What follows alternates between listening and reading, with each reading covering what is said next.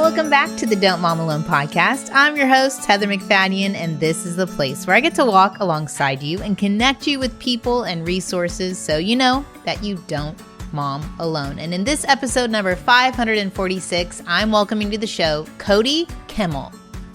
When you look at popular culture, I think there's this weird myth that becoming a parent is somehow this like giant death to yourself.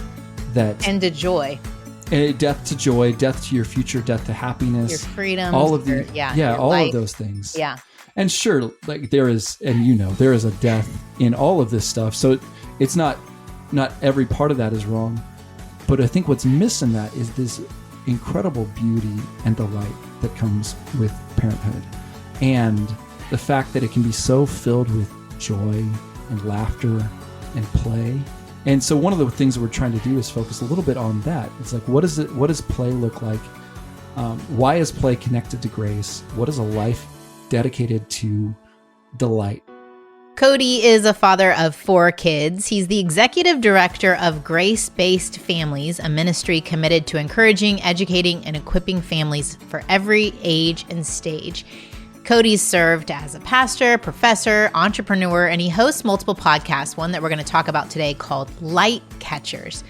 He's a writer, speaker, and musician, and I love this conversation today to figure out what is grace-based parenting and what is it not, and what is one way we can connect with our kids through play. So let's get right to it. Here we go. Cody, welcome to the Don't Mom Alone podcast. Well, hey, Heather, it's good to be here. Oh, my stars almighty. I mean, back in the day when I was raising 4 little babies and I did not know what I was doing, and I thought I'd just copy what my parents did, and it was not going well, and I was not happy, and everybody's miserable, I grabbed a copy of your dad's book, and I've not told you this yet, and I was like, what the what? There is another way to be a Christian and to parent, and for me to feel more in line with my faith and to keep relationship with my kids. And I don't know, it felt like the best gift, but also I could tell you there was a lot of tension in me. Like I would try to implement grace-based parenting. That's what I'm talking about, y'all. Yeah. And then I would feel like, no, this is wrong. I should tell them that's wrong and you're wrong and I should correct all the time. So tell your dad thanks for writing the book. I'll pass it along. Pass it along, Dr. Tim Kimmel. And you are a product of this grace-based parenting. I am. For better or worse, I am a product of this. Yeah. Yeah, no, what's really interesting, one of the encouraging things that I, as both the son and now in kind of the role that I am with executive director. My dad started as the executive director. I will plug it for you. Yes. Is I hear stories like yours all the time. And it's, to me, so encouraging. Even people that have either come onto the team or, honestly, just all over the place of this moment where they were at their wit's end. They wanted something different. They didn't realize that there was a different way to parent than either how they were raised in the church or their background, all that stuff. And they discovered that book and they discovered this new way of looking at parenthood and their role as a parent. And it just, it flipped the script for them. But at the same time, like you said, it's not easy. There is a tension in us where you're like, this feels wrong almost, or this maybe doesn't feel like the most natural thing. So all that said, I've heard similar so many testimony. people share that. Similar testimony. And really kind of in my own life, I got to see it lived out, and I am fortunately the byproduct of somebody who taught something in public and also lived it at home. And I don't take that for granted. I don't take that lightly because I know that's not always the case in these scenarios. But I know coming into my adulthood as a parent, I had a leg up, not because of anything that I was or any special skill that I had, but because I was raised in a home that not only taught grace and thought about grace, but lived it out at home. So it was, that's my testimony with it.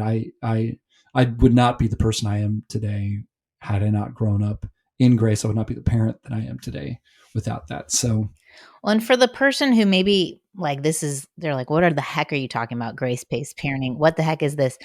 Do you have like your elevator pitch? I've got the elevator Okay. pitch. Okay. Yeah. So grace-based parenting is simply treating our kids the way God treats his. And as you look through the Bible, God is filled with love. God is filled with mercy. God is filled with truth. God is filled with all of these wonderful things.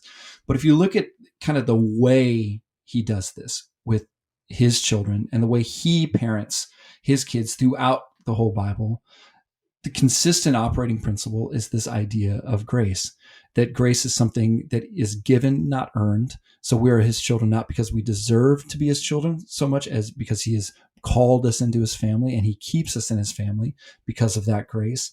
He's bringing us along towards a certain end because of his love and because of his grace.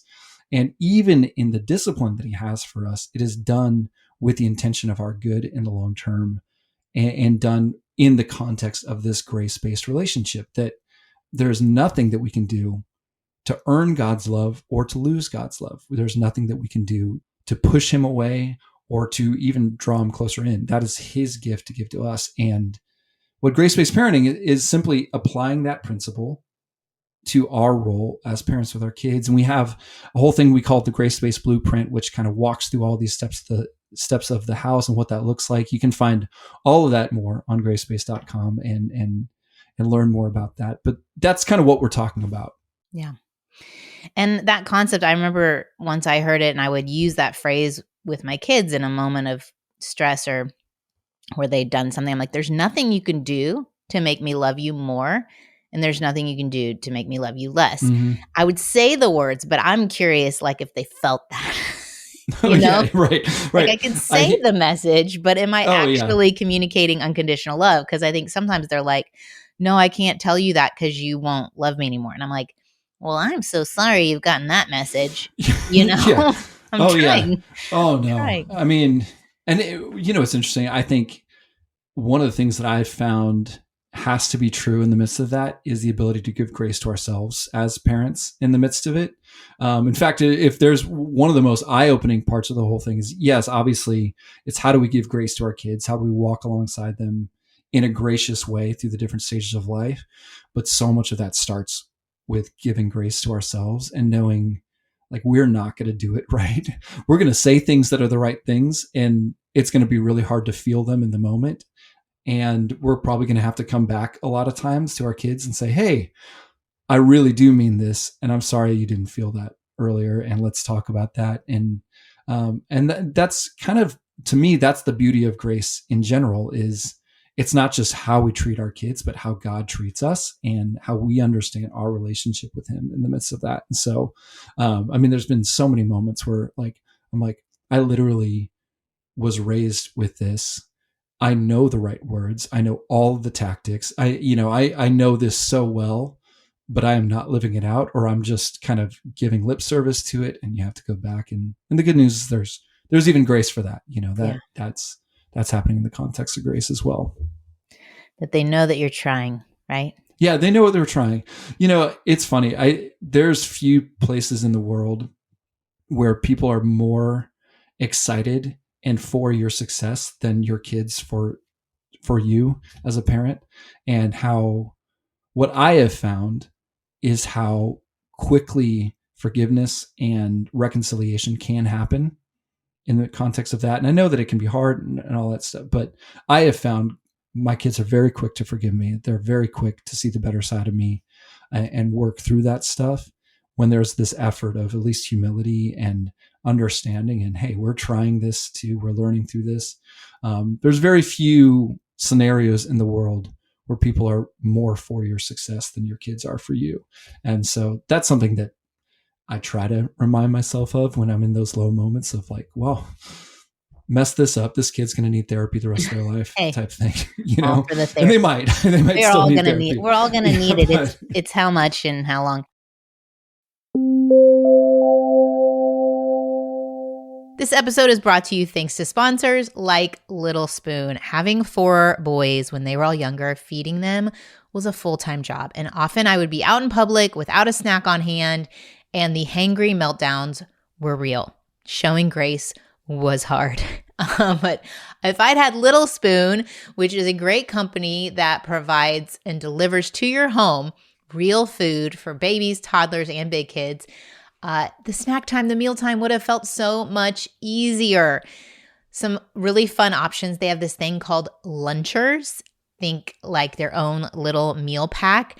There's one called the Chicken Dunkers Luncher, which is super fun. I saw one that I know my boys would love called the Easy Cheesy Pizza. So it comes with the cheese and the marinara sauce and the flatbread and even a little chocolate candy that you could throw in their lunch or their little Mother's Day out or have on the go if you need something. I also love all their snacks. They have veggie loops, which, you can maybe hear me.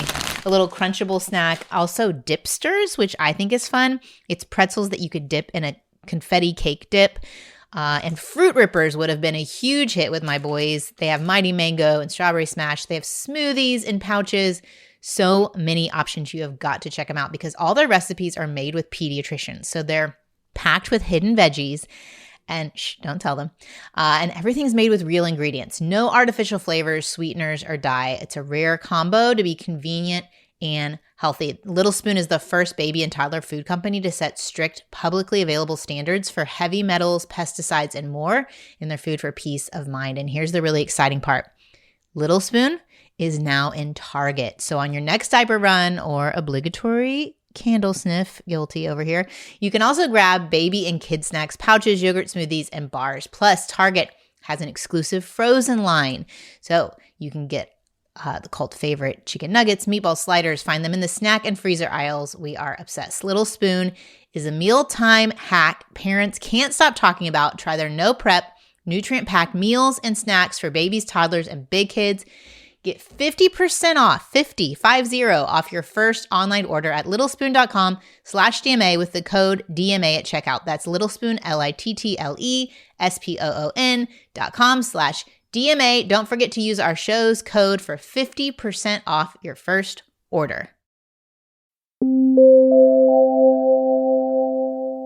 What was interesting about your definition of the grace-based parenting is, you mentioned the truth of God's. He has the love, but he also has the truth. And you said, and he still disciplines. And I think over the years, I've heard critiques of all the movements, right? Like, there was the extreme and the consequences and the spankings and all that. And then we swung to the grace-based, and then people were like, well, no, it can't be willy-nilly. And they just get away with everything. And we're like, love unconditionally. And then now the, more secular version is the gentle parenting. Yep. And then there's just new versions coming out. It feels like even more frequently. Oh, yeah. A new version coming out. So how do you respond like when people assume that grace-based means permissive parenting? Right. Totally. I love that question because it kind of forces a better definition of both because I'm holding this, that grace and discipline are not in conflict, that grace and discipline are, in fact, kind of part and parcel of the same thing, but they seem in conflict, which kind of forces us to actually ask the question better of what do we mean by grace and what do we mean by discipline? And to me, where I see them both come together is that the goal for both is the same. The goal in grace-based parenting is to ultimately join like God's work in our kids' lives on his terms and in his way towards his end. God wants our kids to become fully alive in him. And the goal of grace-based parenting is that we would walk alongside that work with our kids towards that end. So our goal is, as we're parenting them, even into adulthood, but especially when they're under our roofs, is we're trying to launch them out fully alive in God, fully realized of who they are and what God is in their life. I would say that's the same goal of discipline. And so you can't really do grace without discipline. And I think where the mistake can happen is there are certain things that I think are contrary to grace. I think the idea of punishment, I think, if you understand grace, God never is punishing his kids. He's already brought that punishment upon himself. That's the whole point of it, is that we do not have to experience the punishment of sin because God took that on himself. Well, it's almost like, are you an Old Testament Christian or a New Testament Christian? Like, Totally. I Yeah. feel like the punishment mindset people I meet are still in the 10 Commandments, law, Oh, yeah. sacrifice, what Romans talks about, like Yeah. the flesh and the law. It's like instead of grace and the spirit. So it's like, have you embraced that the punishment concept was an Old Testament concept? Oh, 100%. Yeah. Okay, I so mean, if that's so yeah, so if Christ has taken that for us, what's the mindset then now? Yeah. exactly. And so I look at that and I think, there is a form of, I guess, in the broader definition of discipline that is contrary to grace-based parenting. But the idea of discipline being contrary to it, or thinking that grace means permissiveness, is, I think, a misunderstanding of both, because discipline is really like my desire for my kids to come into the world prepared, to understand the realities of the world, to be able to handle the world on their own without my help, without my intervention, and ultimately to experience the joy that God has for them. That to me is the goal of discipline. And so, in some way, like we'll even talk about it, like parenting is discipline. Like there's an element of it to where we're always constantly disciplining our kids towards a better end, in the same way that God is sanctifying us, that God is bringing that about. And so to me, where I find the connection between the two is that the goal is the same. The goal from grace-based parenting and the goal of discipline is the same. So you really can't, I think, do one without the other. And really that's kind of how it works with God. Like, on the one hand, like, we are brought into his family, we are secure in that love and secure in that relationship, but that does not mean that God does not discipline us. And he disciplines us because he loves us. He disciplines us because he knows that there's a better way that we can be experiencing the world. There's a better way that we can be experiencing him. And he wants that for us. And so he's willing to do the hard work in the moment to discipline us towards that. And so that to me is kind of how that balances out. But I also, I get it. I think that, and that's what I love about that. Even that idea is like, how do you force a better answer out of that? Well, and that word, I know for people, they hear discipline, they get so triggered if their own experience was super harsh Oh yeah, and discipline equaled pain or maybe even some abuse. And it's like, it may be even hard to open your mind to considering totally. discipline being anything like it being anything different, that it's like a directional, or it's a boundary, or it's a repointing on the Yeah. right path. Like, that concept could be completely foreign to someone who never Oh, experienced it totally. that way. Yeah. Yeah. Yeah. And to that point, I mean, I think there's other words that you can use to maybe better associate it with, coaching. Even like, I think people think in a business world, a lot of people that are at work, like, it means like, how do you create clear communication, clear boundaries, clear goals? How do you come alongside people, make sure they're set up for success, train where you need to train, push back where you need to push back, and encourage where you need to encourage? Like, we actually have a framework for a discipline that actually works alongside grace. But I think because it is so oftentimes can be connected to punishment or some negative form that really is unhealthy, that really is toxic, that we kind of shun it all together and think, okay, I don't want to discipline because I don't want to be disciplined like I was disciplined, which is also not helpful for kids. Yeah. Long term. Yeah. Okay. In my brain, I'm thinking two ways. One, I'm thinking, is there any story that comes to mind, like for people to hear this practically laid out, where you remember your parents using grace-based parenting and it caught you like off guard in a good way? Oh yeah. Okay, we'll start there. Yes. Okay. Yeah. Yeah. So it's what's really interesting is this is actually a story that my dad has used in one of his books. Okay, And I might so have read he's it. telling it from his perspective. Is it related It to your was, hair? yeah, no, well, yeah. I feel like I've Look, heard my about your hair hair. had my Your hair look, looks my hair very went my hair went on a journey in high school, and to be fair, none of it looked good. None of it It's worked. very But conservative right now. It's a nice no. Look, my hair is very normal now. It didn't look good. It was not a good journey for me. Okay, But what no, was so your this one story? is where I remember it was my senior year. The Diamondbacks had won the World Series the year before. My friend had tickets to go to opening game, and I wanted to go. But to do that, I would have had to skip school to do this. And in my, I don't remember which book it is in, but my dad tells the story where I ask him, and he initially says, no, you can't skip school. This is your job. He kind of puts that hard line down there. And I don't know if it was because I was a senior, or I think some of it is because I'd been trained in grace and I felt comfortable pushing back on that a little bit. I just said, what's the phrase that your dad would? Freedom to be candid.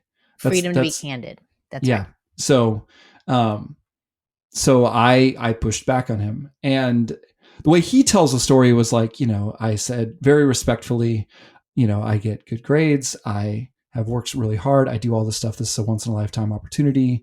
I really think you're wrong in this scenario. And then he changes the script, says, I was wrong. He apologizes and goes forward. And that's kind of an example he gives. It's really interesting from my perspective. I don't think I was being as respectful in my pushback as his memory serves him. And, I think that I was probably a bit snarky. I was probably a bit short. I was frustrated, and maybe rightfully so. Maybe there was, and I think there probably was validity to it, but I have a senior boy full of hormones and ready to be out of the house, ready to be. The whole idea of nuancing conversation as a teenage boy doesn't like there's no nuance to that. No.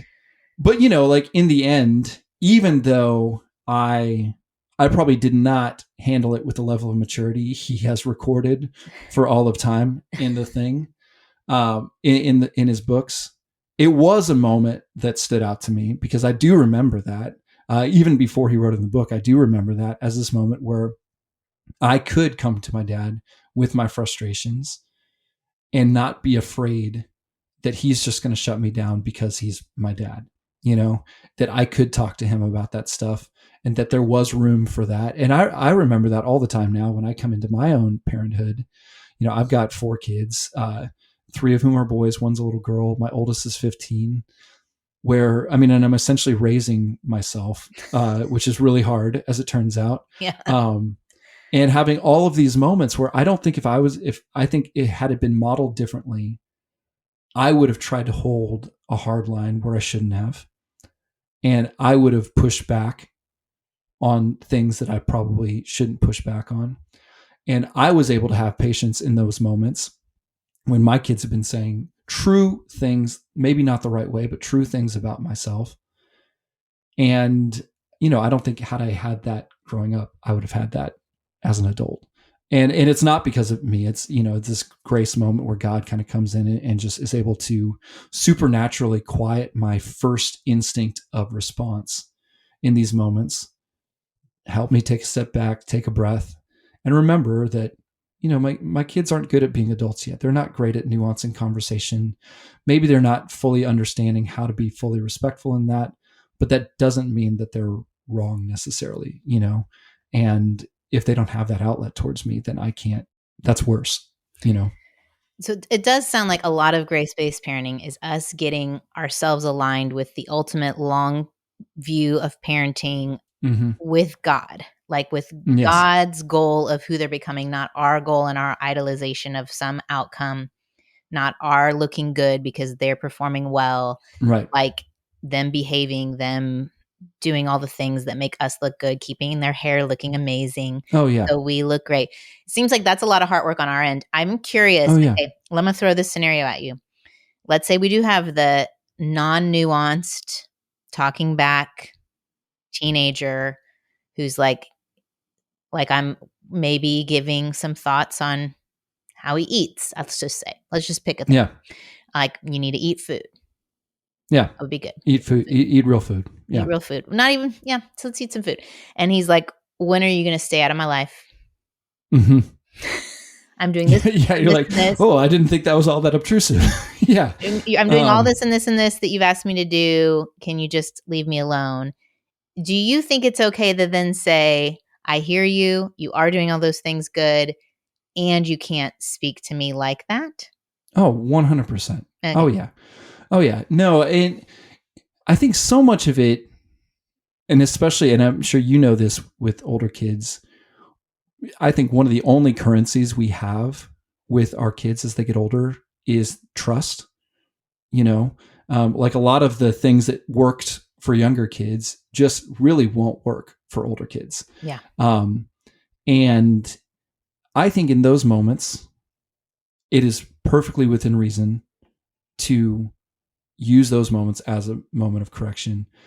I think the challenge is that needs to be done from us, as hard as it is in those moments, modeled from a place of respect. Yeah. Even if they're not being respectful towards us, because let's face it, they're not respectful towards us all the time. Yeah. And it doesn't necessarily mean that they don't respect us. It means that they're filled with hormones and immature, and their brain hasn't and anxiety developed. sometimes. And anxiety, all that yeah. stuff. So much of it has nothing to do with us, Yeah. or really how they actually feel and believe. And so I totally think in those moments, you do that. You say, I hear you, all this stuff. You know, I would like you to speak more respectfully to me in those moments. This is how that could have looked. I love in those moments, like a quick redirect of, hey, I hear what you're saying. Let's try saying it like this, like kind of using a redo and actually saying like, hey, let's try it a different way. And if they're still unresponsive and stuff like that, I found, and this is, so I've not raised a teenage girl, so I can't speak to that yet. For teenage boys, the longer you belabor something, pretty much the worse that conversation's going to get. Like you gotta get out of there quick. You got to quick exit. So I think what you do is you say it in a respectful way towards them. They might receive it well. They might not receive it well, but don't dwell on it. Yeah. Move on. It's just, you've set the boundary. Like, I feel like it's again, a thing like, oh, totally. It's not like you get to be however you are. You have to recognize it impacts people. Oh, totally. Yeah. So you say that, and then later when it's not charged, you can kind of come back to it. You know, I love kind of how you come back to a conversation afterwards that maybe didn't go well. You can kind of reframe it and lead in with the humility of saying like, hey, I don't know if I handled everything in that moment well.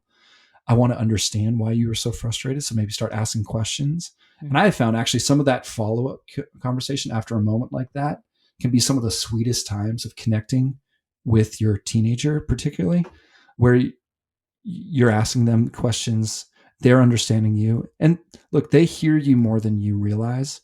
And saying that matters in the moment, even if it's not this aha moment that you're hoping it is with your kid.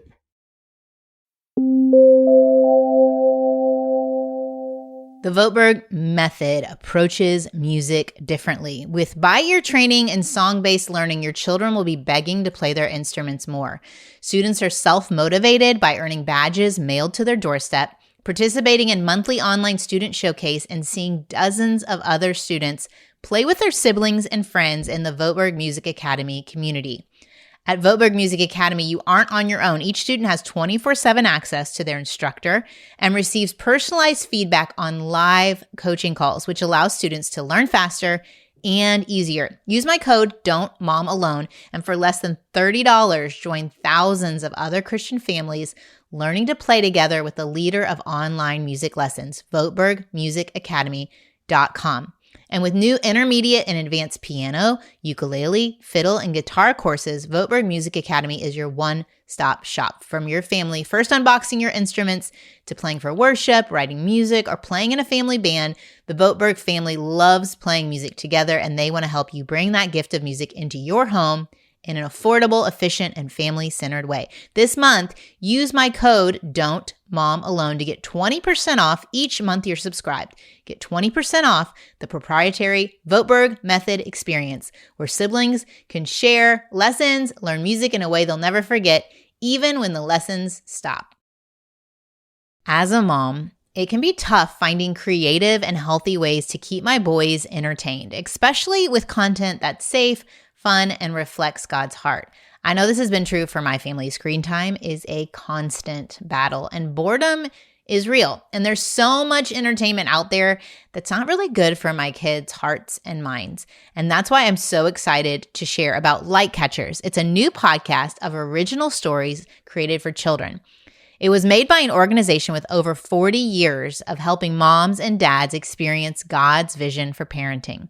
Light Catchers is loved by children and parents alike, and it's perfect for parents looking for stories that explore topics like emotional intelligence, mental health, and hope. It's also a wonderful way to help grow your child's imagination, enjoy it in the car together, and even to give you a quick break. Listen now to Light Catchers wherever you get your podcasts and learn more at bealightcatcher.com. That's BEA lightcatcher.com.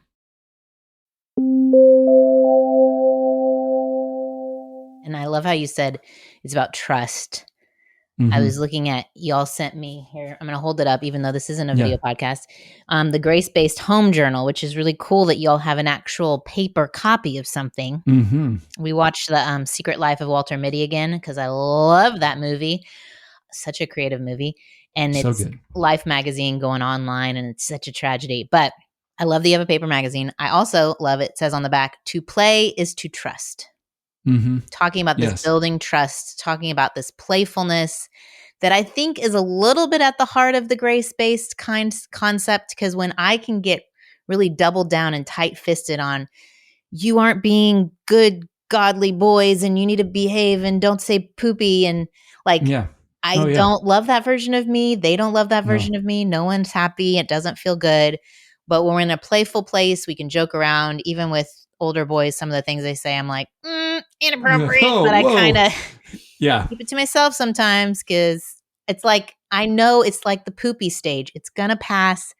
They're going to recognize this isn't actually funny, middle school humor. But I love that you're talking about play, and I love that you're creative and that you are adding this into the grace-based community. You have created something really cool for parents to connect with their kids. And so tell us about your vision, your new endeavor. Yeah, definitely. Yeah. So, well, I'm so glad you brought up, first off, the Grace-Based Home Journal magazine. I think one of the things we're hoping to do is not just come alongside parents and give them really practical resources of what it looks like to have grace in the moment, but I think to have a bigger vision of the goodness and beauty that God has for us as parents. I think, when you look at popular culture, I think there's this weird myth that becoming a parent is somehow this like giant death to yourself, and to joy. Death to joy, death to your future, death to happiness, your freedom, all of these, all life. Of those things. Yeah. And sure, like there is, and there is a death in all of this stuff. So it's not every part of that is wrong. But I think what's missing that is this incredible beauty and delight that comes with parenthood. And the fact that it can be so filled with joy and laughter and play. And so one of the things we're trying to do is focus a little bit on that. It's like, what does play look like? Why is play connected to grace? What is a life dedicated to delight? And I love the word delight, because I think it's so central to who God is. I think my guess, and I have like little hints of it in the Gospels, I think Jesus was a really funny guy. I think people liked being around him. I think that people felt like there was a playfulness to him. There was a kindness to him, a lightness that he carried, even though he was also bearing the weight of the world. He never he took the brokenness of humanity fully seriously. There was a lightness in how he carried himself. And I think that lightness translates into how we parent our kids, that there is, I would say one of the easiest ways that I connect with my kids, especially my older kids, is through play with them, do things that you delight in. And what does play look like with teenagers for you? Yeah, play. So it looks differently with each teenager. So like my older son, all my kids are very into music. My older son has gotten very, very into music. I'm a musician, so that's an easy point of connection. Like talk about bands that he's liking, learn some songs together. And be okay if it's not a Christian band. Totally. Be okay if it's not a Christian band. Look, good music is good music. And you can have those conversations with them about that. My second oldest, who's 13, he's really into running. So I run with him. We go do races together. We go do things like that. Like lean into their things, bring them into your delight, bring them into things that you enjoy. It doesn't have to be extravagant. I think that's the big thing that we feel like. It could be just a goofy thing that you're doing like one of my things that my wife does really well is she loves like learning the stupid slang that kids are doing now. Six, Um, 7. yeah, all that stuff. And so Yeah. she'll like quiz them on it. She'll like try to use it in sentences. She'll try to do stuff like that. And it's silly, but it's a way to like get them laughing and get them connecting. And I think that's a true evidence of grace is connection. So Mm. anything that you're doing that's bringing about that connection, and play is one of those things, brings that about. And so that's kind of one of the broader things that we're trying to do as we expand on our resources. And within that, and I think this is what you were teeing up, Yes, yes, yes. we have launched a kind of our first really kids forward media thing called Light Catchers. And you just held up the Okay. Light Catchers magazine. So we also, along with our parent focused magazine, we have a kids focused magazine.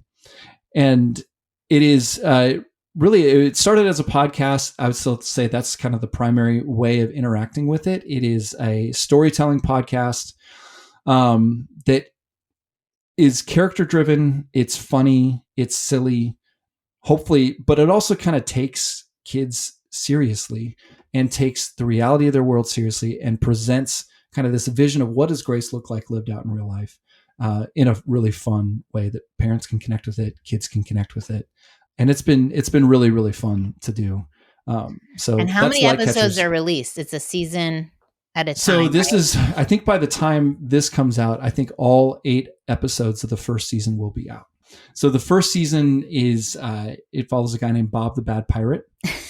Bob the Bad Pirate is not bad because he's evil or unkind. He's bad because he's just he's really not good at being a pirate. He loves it and his crew loves him for it, but he is just very, very bad at being a pirate. And which is funny, and it's a funny premise. And I, as a storyteller and as a writer myself, that's what drives me as a fiction writer is find a interesting character, throw them into a funny scenario or a difficult scenario or whatever it is, and see what happens. And so that's what it's really born out of. But what you find over time is that Bob is also this incredibly gracious person. You know, where he's bad at being a pirate, he's really good at, I think, a lot of the things that we should be valuing in life. And so your kids in this moment are starting to kind of experience what grace can feel like before they can even pinpoint, you know, the articulation of a definition of grace or other things like that. It's a screen-free resource that parents can use for that. And so it's been really fun to put that out there. And we have a magazine that goes along with it, which has been really fun. I mean, I remember growing up getting magazines as a kid and just sitting down for hours and doing that. And my kids have been doing that too with this. And so that's been really, really fun. Awesome. Is it something like they just get their favorite podcast player up and they can get to it? Or yep. do they So you can get to it anywhere. Just search free. Light Catchers Podcast. It's free. Look at that. Go Y'all there. bringing you free resources. Free resources. We love free resources. Love it. Love it. Yeah. And this, I mean, he's adorable.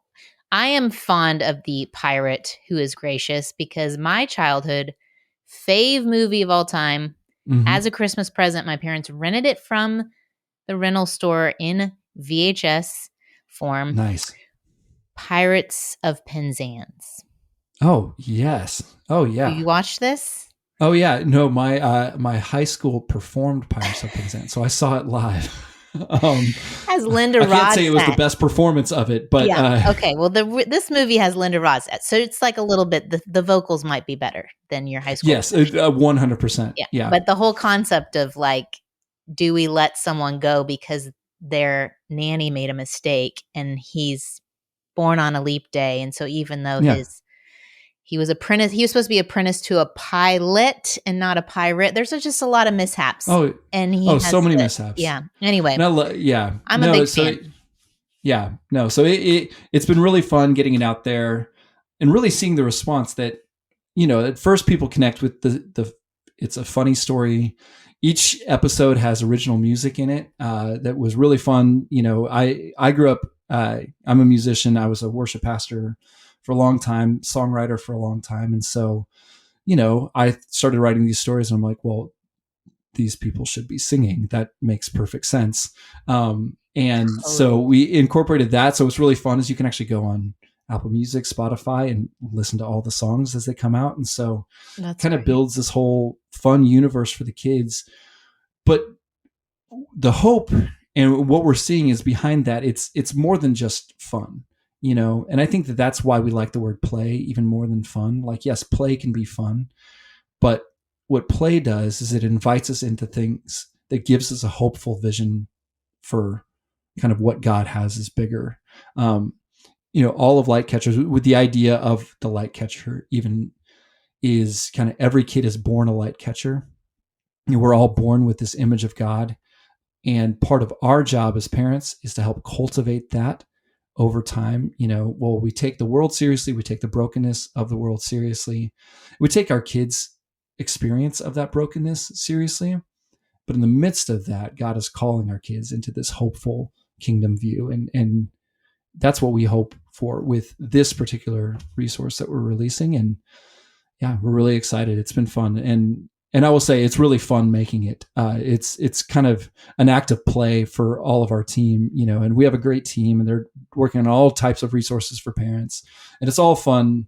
But there's kind of a special place in our hearts for this one because we get to kind of pretend like we're kids for a little bit. Well, I remember, we had the actual tapes of different things that I would listen to on repeat. So I can only imagine like kids would really get into it. And it becomes like a common family language that you can refer back to an episode. Tell me, on your light catcher's little icon, it's kind of like a robot guy. He's a spaceman. Spaceman? So there's your little space vibe I got. Yeah. Okay. Yeah. So he's a space vibe robot guy. And it's this whole idea of it actually derived from a story that I wrote years ago about these kids born on a planet, and the only way to get light is to go and actually harvest it from a field. And so that's actually where the idea came from. And so it's kind of, I love sci-fi growing up and still love sci-fi. So there's like this element of that within there. So that's where it comes from. I am such a fan because I always tell the boys, I would say as a family, our top 3 values are fun, but maybe we should change that to play.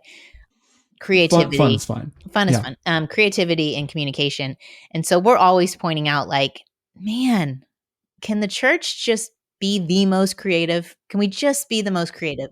And yes. And so I love that you're taking your influences and you're creating something that is just inspiring other kids to do similar things. And I just think it's so incredibly cool. So thank you for making it. And I do. I see your delight in the production of it. It's to me, it's fun. Like all this stuff started, I would tell these stories to my kids.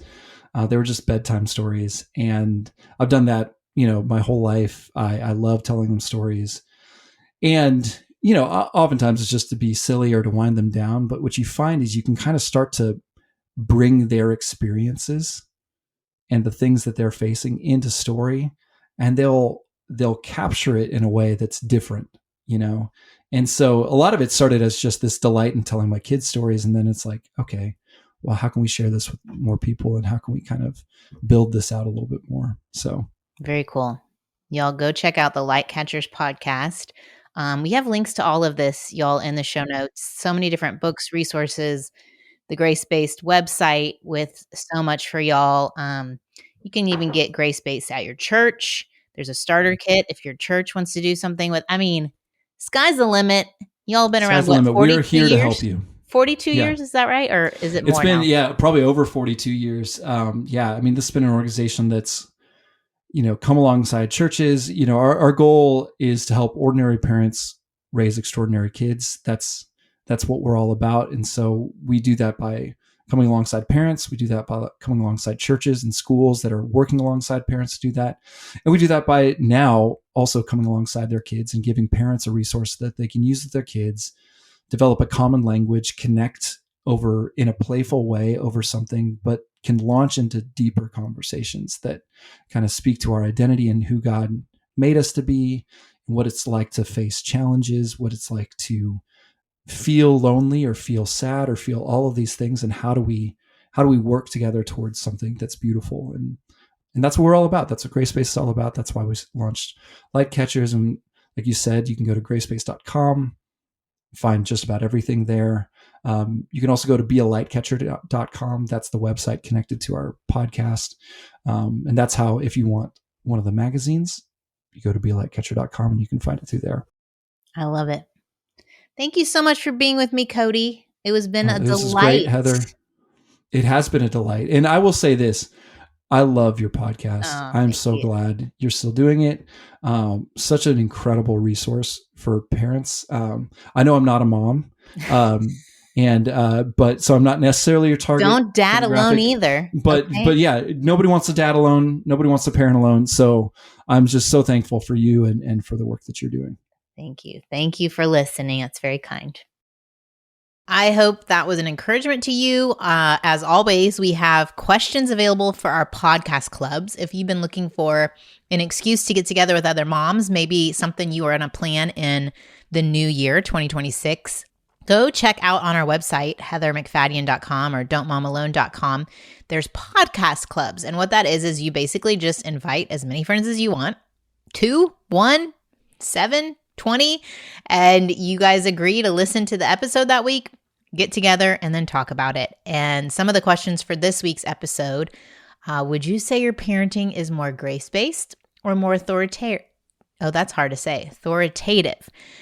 Can you share a story where you went too far to one extreme or the other? How did you handle it when you did?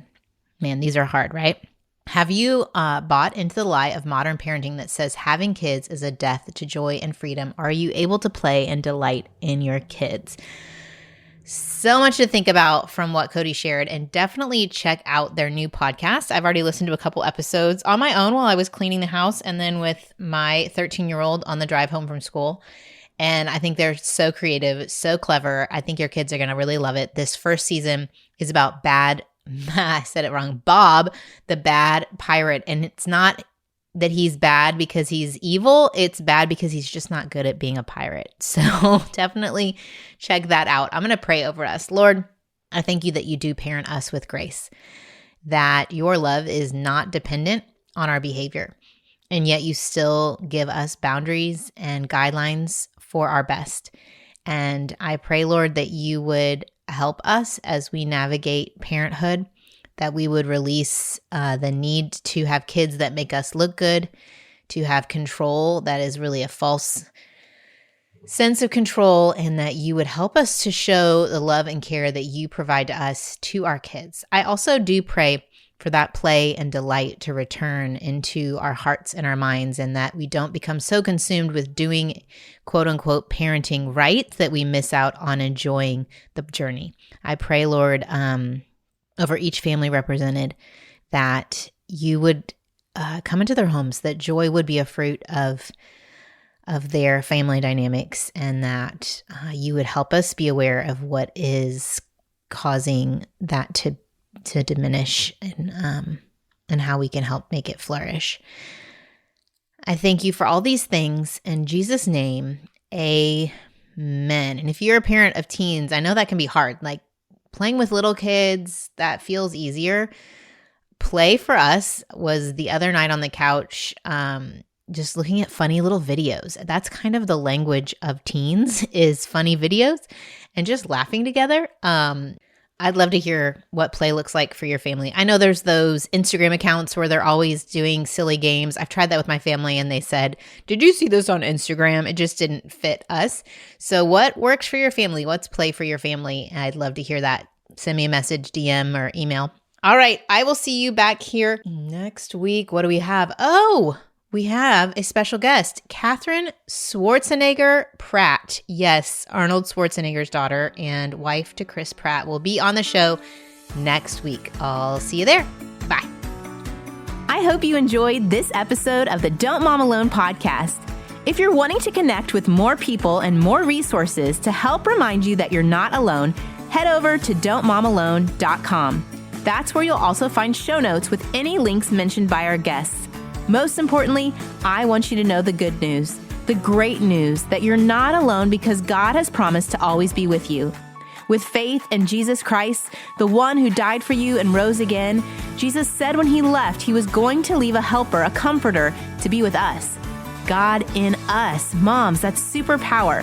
So while you're washing dishes at your kitchen sink, while you're driving to and from work, while you're feeding that baby late into the night, while you're cleaning sticky floors, God promises to be just as present with you as when you're worshiping in a church pew. As it says in Zephaniah 3:17, the Lord your God is with you. He is mighty to save. He takes great delight in you. He will quiet you with his love, and he will rejoice over you with singing. Now that's good news. Have a great day.